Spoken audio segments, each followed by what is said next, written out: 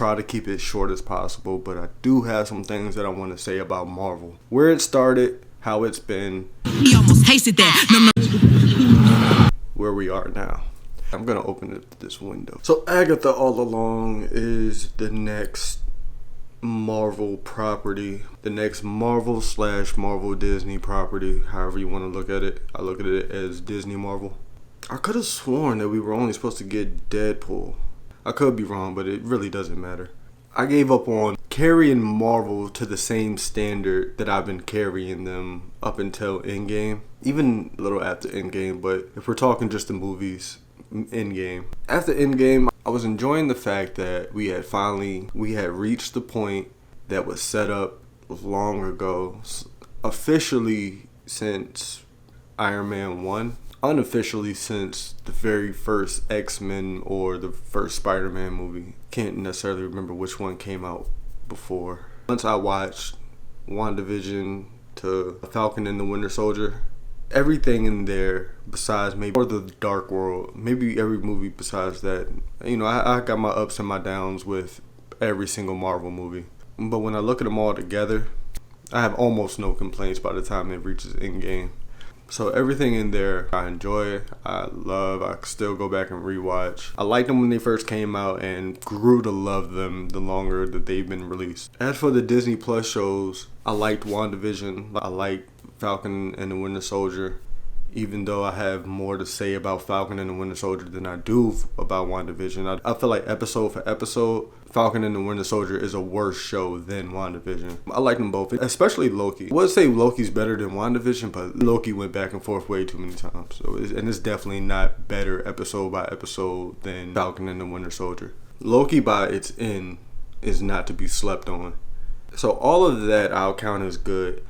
Everything else could have been better. Who's the monster? To straight up garbage. I'll mention the bait and switch with Hawkeye. Long story short on that, it should have just been called Kate Bishop featuring Hawkeye or Hawkeye's Apprentice or something like that. I watched all of Moon Knight, but by the time Moon Knight ended, it didn't stick with me. It was never good enough to where I can say that the show was good, at least in my opinion on that one. But it all came to a screeching halt when I seen She-Hulk. I remember She-Hulk from the animated cartoon. Not necessarily cared to be to anything like that. I just remember seeing her in a few episodes. If anything, that was what got me into She-Hulk, because even when I seen the trailer and just kind of heard what the show would be about, I still thought it could be very interesting, especially if you keep in mind this is years after Civil War. Civil War was based on policies and politics. You've operated with unlimited power and no supervision. That's something the world can no longer tolerate. And stuff like that. After Civil War, hearing that the show was called She-Hulk Attorney at Law, it had my attention. It wasn't until the very first episode that I started to look up information about the shows. It's called She-Hulk Attorney at Law. Not one writer had any experience, not only not having experience in writing law dramas or just law shows, none of the writers have any knowledge. Nobody bothered to try to work on the main hook of that show. Nobody knew anything about lawyers. Not only did it seem dumb at the time, for lack of a better word, when you watch the show, it has nothing to do with her being a lawyer. Court scenes in that show are some of the dumbest on television or movies. There are plenty of movies and TV shows that deal with courtroom scenes and lawyer talk, and put like this, if those shows didn't know what they were talking about or didn't know what they were doing, they did an excellent job at making bullshit sound like it's gold. But even if I put the law stuff aside, if I put the court scenes aside, if I put everything dealing with She-Hulk being a lawyer aside, that show had nothing, absolutely nothing. Not only did it have nothing going for it, by the time it ends, it's like a snake eating its own tail.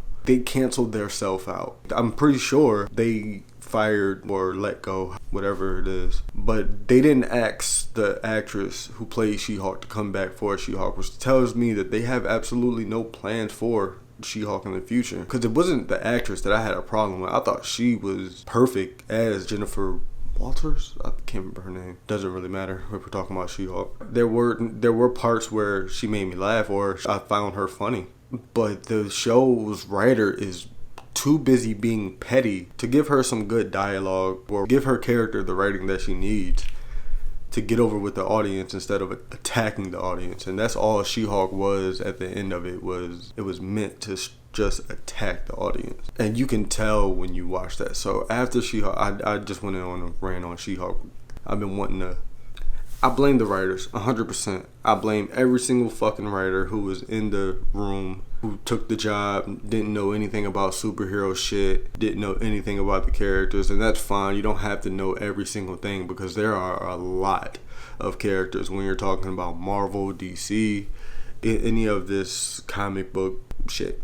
You don't have to have a knowledge of every single character, but if you're gonna accept the job, you might want to do a little bit of research. They hired you to write She-Hulk, Marvel. If you're looking at it like a job, that should be easy fucking money for you. That lore exists out there. Comic books on comic book issues of story arcs and things that you could use and pull from that's already been set up in comic books. All you gotta do is bring it to the screen. So if you can't be bothered to accept a job that pays you more than $2,000, and that's just me guessing, I'm sure it's probably a little more than that. If you can't be bothered to go back and read the comic books that don't take you 30 minutes to read and get some sense of who the character is and what the character stands for, then you can go fuck yourself and go write for another TV show, go write for some bullshit on ABC, but don't come to Marvel fucking up something that is established, that already has a solid worldwide fan base, and then call everybody a racist or a fucking homophobe just because you didn't bother to fucking read up on the show that you were working on that already has shit going on.